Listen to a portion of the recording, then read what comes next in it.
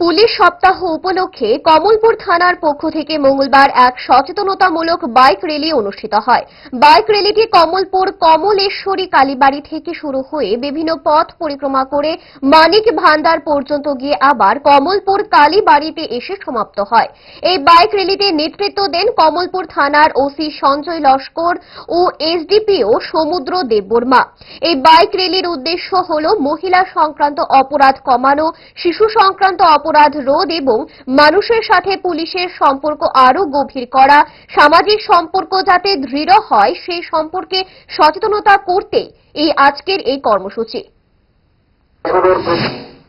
আমাদের সমাজের দায়বদ্ধতা শুধু পুলিশের উপরই নির্ভরশীল নয়, সমাজের প্রতিটা অংশের মানুষ এবং পুলিশ আমরা একে অপরের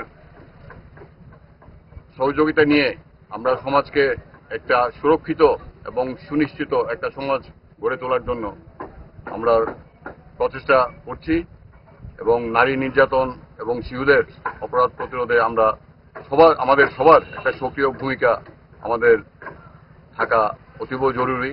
এই র্যালির মাধ্যমে আমরা এই বার্তাটা সমাজের প্রতিটা মানুষের কাছে পৌঁছে দিতে চাই।